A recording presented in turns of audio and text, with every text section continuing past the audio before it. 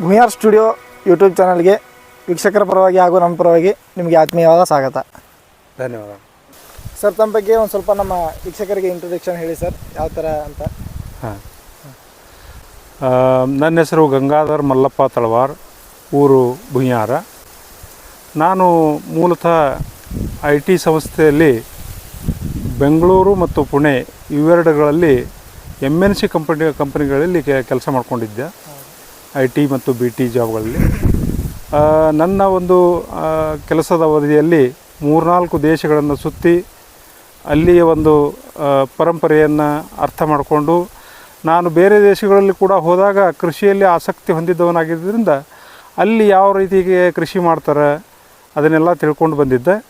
ನಂದು ಮೊದಲನೇ ಹಿಡಿದು ಈ ಒಂದು ಕೃಷಿಯಲ್ಲಿ ಏನೋ ಒಂದು ಮಾಡಬೇಕು, ಏನೋ ಒಂದು ಸಾಧನೆ ಮಾಡಬೇಕಂತ ಹೇಳಿದ್ರೆ ಬಹಳ ಹಂಬಲ. ಆದ್ದರಿಂದ 2013ರಲ್ಲಿ ನಾನು IT ಕಂಪನಿಗೆ ರಿಸೈನ್ ಮಾಡಿ ಕೃಷಿಯನ್ನು ಪ್ರಾರಂಭಿಸಿದ್ದೆ. ಕೃಷಿ ಮಾಡೋದ್ರ ಜೊತೆಗೆ ನಾನು ಒಂದು ಫರ್ಟಿಲೈಸರ್ ಶಾಪನ್ನು ಕೂಡ ಹಾಕಿದ್ದೆ.